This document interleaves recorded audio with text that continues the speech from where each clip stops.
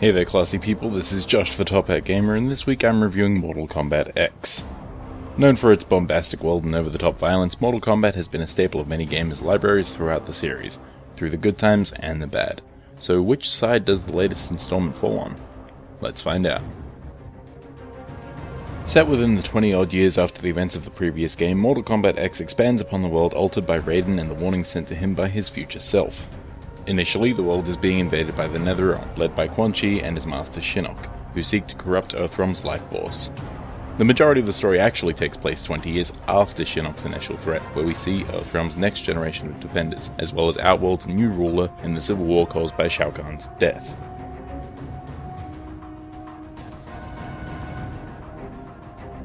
With so many volatile elements, it's the perfect environment for Quan Chi and his Netherrealm forces to seize control.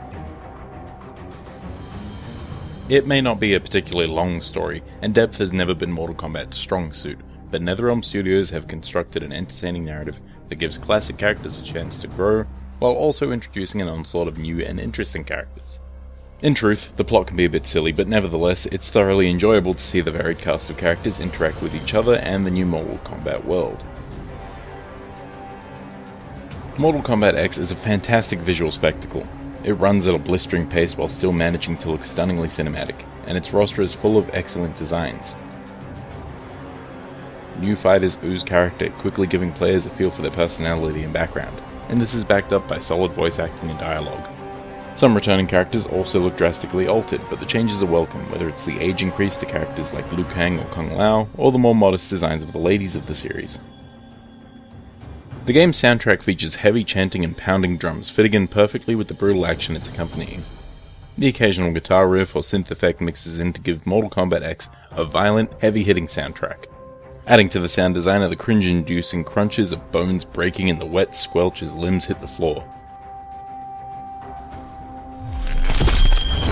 It should go without saying that Mortal Kombat X is the most brutal entry in the series to date, but it's probably the best pure fighting game in the series as well. The action is fast and smooth, with few frame rate issues, if any, and its responsive controls make the game feel super satisfying to play.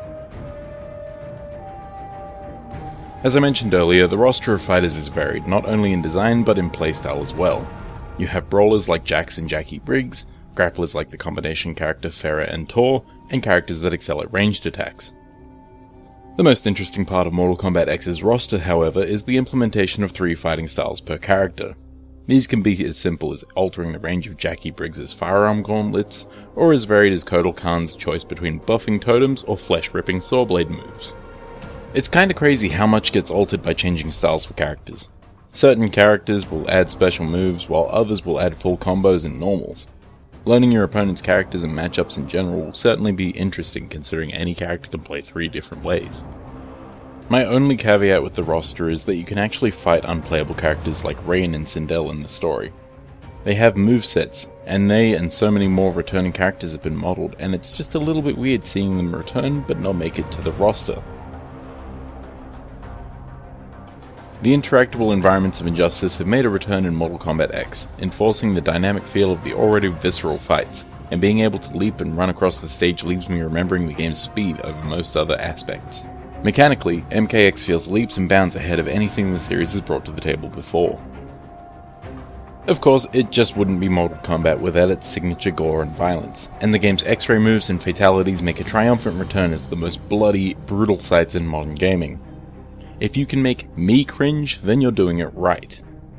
Brutalities also make a long-awaited return, and pulling off these mid-fight kills is not only shocking to the player on the receiving end, but super satisfying to the victor. While there are some prerequisites you must fulfill, pulling brutalities off is fairly simple. This game wants you to do the cool thing, and it is not ashamed of it. MKX features a few different modes for you to apply the various combos and sadistic fatalities you've learnt, on top of the basic competitive mode. The story mode featured here gives players a chance to experiment with a decent chunk of the roster, as your perspective jumps every few fights. It provides a good opportunity to learn a few things about a couple of characters, and the cinematics breaking up each fight are littered with quick-time events to keep you on your toes. They're implemented fairly well, and if you fail them, it doesn't break up the flow of the scene. It just continues as though your character takes the hit. Mortal Kombat's collectible-filled crypt also makes a return, but this time it takes the form of a Legend of Grimrock-style first-person grid-based adventure game, with locked paths and key inventory items that you can use to progress. The depth here is unexpected, and while it still only serves to unlock collectibles, its creepy atmosphere and basic adventure gameplay are enough to keep it vaguely entertaining. Mortal Kombat X is surprisingly packed with content, with its short but entertaining story and surprisingly in-depth crypt mode, but it also features numerous challenge towers, including modifier-based Test Your Luck towers and the button-mashing madness of the Test Your Might towers. Classic towers make a return and reward you with further plot and some nice minimally animated illustrations. And if that's not enough for you, MKX also offers online multiplayer and a faction-based community contest. Playing online on the PS4 was bearable at its best and downright frustrating at its worst. I've heard it's better on other platforms, but I can't really say for sure. Even organising fights with a friend in the same region was plagued with input lag, and anything outside the region was generally unplayable. The faction gameplay is also tied to the game's online community and pits your chosen faction against the opposing four, where you and your allies take on invasion towers and bosses to inflict damage against the invading forces. After the set time, whichever faction dealt the most damage wins. It's a neat idea, but it's little more than a distraction. Probably the best part of the faction feature is the inclusion of faction kills, because who doesn't want more fatalities, right? Considering the highs and lows of Mortal Kombat's past, Mortal Kombat X sits squarely at the top of the heap. It's not only the most visually stunning or horrifyingly brutal, it's the most mechanically competent fighting game in the series. It offers a solid roster of new and returning characters, each with 3 distinct fighting styles to choose from, and it expands upon the heavy retelling of the Mortal Kombat world found in the previous installment. As far as I'm concerned, the only problem with this game is its online functionality, which, in fairness, will vary greatly depending on your own individual circumstance and chosen platform. Mortal Kombat X gets the Top Hat Gamer rating of excellent. Fans of the series will find the blood, bones, and entrails that they love the series for, and its base mechanics are far improved over previous entries in the series. The final product is a faster, more technical game that offers players a lot of choice, as well as a solid amount of content to keep players coming back for more.